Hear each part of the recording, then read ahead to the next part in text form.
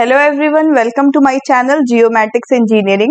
और आज हम बात करेंगे इनसैट सैटेलाइट सीरीज के बारे में। तो शुरू करते हैं। तो इनसैट सीरीज जो है, इसका पूरा नाम इंडियन नेशनल सैटेलाइट सिस्टम है और ये एक जियो स्टेशनरी सैटेलाइट्स की सीरीज है जिसे इसरो ने लॉन्च किया था। और इस सीरीज को लॉन्च करने का जो पर्पस था वो इंडिया की सारी telecommunication, broadcasting, metrology, search and rescue जैसी नीड्स को फुलफिल करने के लिए सीरीज की शुरुआत की गई थी। 1983 में इनसैट सीरीज की सक्सेसफुल शुरुआत हुई थी और इसकी पहली लॉन्चिंग एक्चुअली 1982 में ही हो गई थी, पर वो मिशन फेल हो गया था, तो इसकी दूसरी लॉन्चिंग जो थी 1983 में सक्सेसफुल हुई थी। और ये पूरे एशिया पैसिफिक रीजन का लार्जेस्ट डोमेस्टिक कम्युनिकेशन सिस्टम है। और इनसैट सीरीज जो है, इसको मेनली इसरो की जितनी भी सैटेलाइट की सीरीज है उसके कम्युनिकेशन सैटेलाइट के एप्लीकेशन के पर्पस से इसका इस्तेमाल किया जाता है। इस सीरीज की सैटेलाइट का इस्तेमाल इसलिए भी किया जाता है ताकि जितने भी ओशियन में रिलेटेड रेस्क्यू इवेंट्स होते हैं, जहाँ पे लोकेशन फाइंड करने की जरूरत होती है, वहां पे इन सैटेलाइट्स का इस्तेमाल किया जाता है। क्योंकि इसरो जो है वो कोस्ट पार सारसैट प्रोग्राम का एक हिस्सा है। कोस्ट पार सारसैट प्रोग्राम जो है ये एक इंटरनेशनल प्रोग्राम है जिसको रेस्क्यू इनिशिएटिव के पर्पस से बनाया गया था। तो अगर कोई भी सर्च एंड रेस्क्यू मिशन होता है साउथ एशियन और इंडियन ओशियन रीजन में, तो वहां पे भी इनसैट सीरीज की सैटेलाइट्स का इस्तेमाल किया जाता है। इनसैट सैटेलाइट्स जो है वेरियस विड्थ की ट्रांसपॉन्डर्स प्रोवाइड करते हैं इंडिया के टेलीविजन और कम्युनिकेशन नीड्स को कंप्लीट करने के लिए। तो इनसैट सीरीज की जो पहली सैटेलाइट लॉन्च हुई थी उसका नाम इनसैट 1B था, जो अगस्त 1983 में लॉन्च हुई थी। और इससे भी पहले एक लॉन्चिंग हुई थी, जैसा मैंने अभी बताया था, इनसैट 1A, जो पहली सैटेलाइट थी इनसैट सीरीज की, जिसको अप्रैल 1982 में लॉन्च किया गया था, पर ये अपना मिशन फुलफिल नहीं कर पाई थी, ऑर्बिट में पहुंच नहीं पाई थी ये सैटेलाइट। इंडिया के television, radio broadcasting, telecommunication, meteorological जैसे सेक्टर्स के बाद इनसैट सीरीज ने काफी इसमें रैपिड एक्सपेंशन हुआ था। टीवी और मॉडर्न टेलीकम्युनिकेशन फैसिलिटीज में, इवन यहाँ तक कि रिमोट एरियाज, ऑफशोर आइलैंड में भी इनके एप्लीकेशंस देखे जा सकते हैं। इनसैट सीरीज के जो सैटेलाइट्स हैं, जो ये बैंड्स प्रोवाइड करती हैं, ट्रांसपॉन्डर बैंड्स, ये सी में, एक्सटेंडेड सी में, केयू बैंड्स में और वैरायटी ऑफ कम्युनिकेशन सर्विसेज में वैरायटी ऑफ फ्रीक्वेंसी की बैंड्स प्रोवाइड कराती है। कुछ इनसैट सीरीज की जो सैटेलाइट्स है वो मेट्रोलॉजिकल इंस्ट्रूमेंट्स भी कैरी करती है और उनका इस्तेमाल मेट्रोलॉजिकल सर्विसेज में भी किया जाता है। ये सी बैंड, एक्सटेंडेड सी और कू बैंड्स क्या है, इसके बारे में अगर बात करें तो ये जो है रडार की बैंड्स है। कल्पना 1 इनसैट सीरीज की ही एक सैटेलाइट है, इसरो के ही द्वारा लॉन्च की गई है और ये एक मेट्रोलॉजिकल सैटेलाइट है।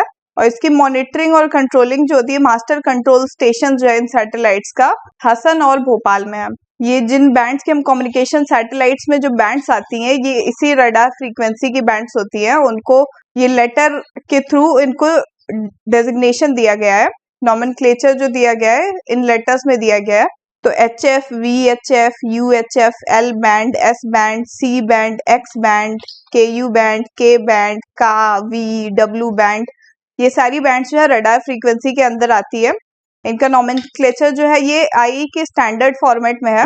और इनसैट की जो सैटेलाइट की सीरीज है वो मेनली जो है C band, KU band, K band और अभी ये S बैंड्स में भी फ्रीक्वेंसीज प्रोवाइड कराती है। ये एक लिस्ट है कि इंडियन कम्युनिकेशन सैटेलाइट जो भी लॉन्च हुए हैं अब तक 1982 से, उसकी एक सीरीज है, तो इसको देखते हैं। तो सबसे पहले इस सीरीज की शुरुआत इनसैट की सीरीज के साथ हुई थी, जो कि इनसैट 1A के साथ हुई थी, जो कि फेल हो गया था ऑर्बिट में पहुंचने पे। इसका पहला जो मिशन कंप्लीटेड और सक्सेसफुल लॉन्च हुआ था वो इनसैट 1B का हुआ था 30 अगस्त 1983 में, जिसका लॉन्च व्हीकल जो था शटल PAM-D था। उसके बाद इनसैट सीरीज की 8 और सैटेलाइट्स लॉन्च हुई थी, जिसके बाद फिर जीसैट सीरीज को शुरू किया गया था 18 अप्रैल 2001 में। और इसका जीसैट सीरीज की जो लॉन्च व्हीकल्स थे ये GSLV थी। तो इसी सीरीज के साथ इनसैट की 3C भी लॉन्च की गई। फिर कल्पना 1 को भी लॉन्च किया गया था 12 सितंबर 2002 में, जिसका लॉन्चिंग व्हीकल PSLV था। इसी सीरीज में फिर एड्यूसैट जो एक एजुकेशनल सैटेलाइट है, जो स्टडी के पर्पस से लॉन्च की गई थी, GSLV लॉन्च व्हीकल के हेल्प से 20 सितंबर 2004 को एड्यूसैट को लॉन्च किया गया था। इसके बाद ही लगातार इनसैट और जीसैट की काफी सारी सैटेलाइट्स लॉन्च हुई थी, जिसमें से कुछ लॉन्च अनसक्सेसफुल रहे, कुछ मिशन कंप्लीट कर चुके और कुछ अभी भी ऑपरेशन में हैं। ये सारी यहाँ पे जो लिस्ट दिख रही है जीसैट सीरीज के सैटेलाइट, और अभी CMS ने भी 2020 में ही CMS की भी शुरुआत की गई। ये सारी अभी रिसेंटली ऑपरेशनल सैटेलाइट्स हैं, जिसमें से एक GSAT-6 जो है ये फेल्ड हो गया ऑर्बिट में रीच करने में। कल्पना 1 की बात अभी हमने की थी।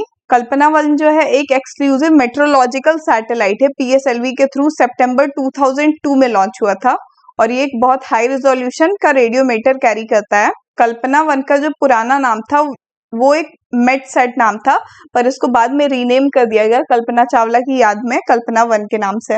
जीसैट सीरीज की जो सैटेलाइट्स थी ये इंडिया की डेवलप्ड कम्युनिकेशन सैटेलाइट्स हैं, और इनका इस्तेमाल ज्यादातर digital audio, data and video broadcasting के पर्पज से किया जाता है। बोथ मिलिट्री और सिविलियन यूजर्स दोनों के लिए है ये।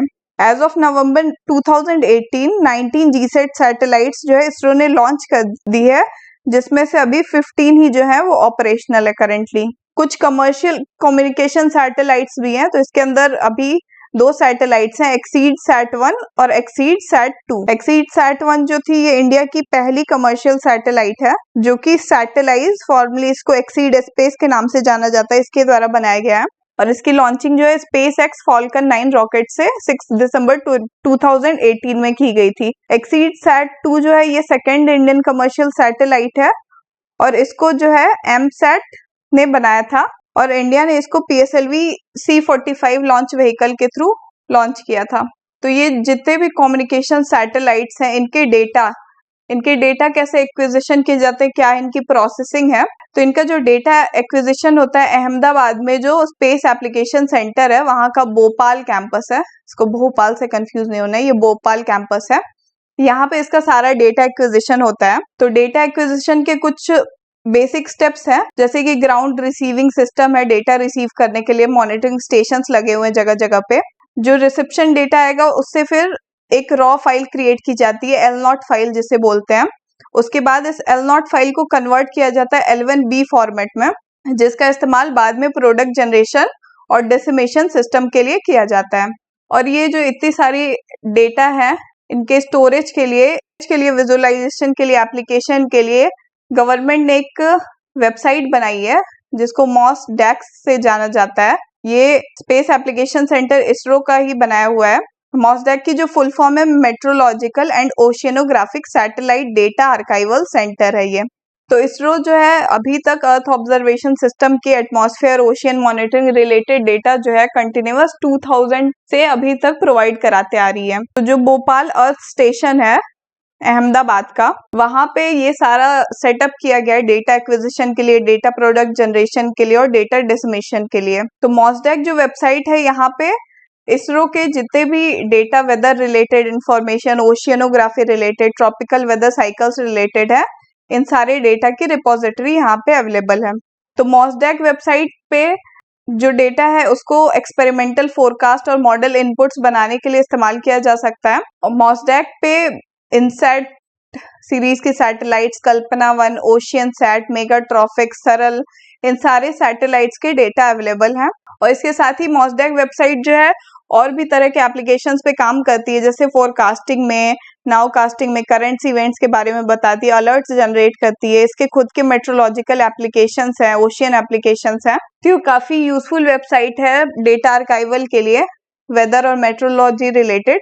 तो आप लोग इसकी वेबसाइट पे विजिट करके इसे चेक कर सकते हैं। इसके जो MOSDAQ के जो मेट्रोलॉजिकल एप्लीकेशन की कुछ वेबसाइट्स हैं, जैसे ऊर्जा, वर्षा, वायु, सॉइल मॉइस्चर, स्कॉर्पियो, ये सारे इसके मेट्रोलॉजिकल एप्लीकेशंस हैं, और ये काफी अच्छे और यूजफुल है। लोगों को इनके बारे में पता नहीं होता, पर आप विजिट करके इसे चेक करिएगा। तो इस MOSDAQ वेबसाइट पे आपको सारे communication satellite, meteorological satellite related data और इंफॉर्मेशन मिल जाएगी।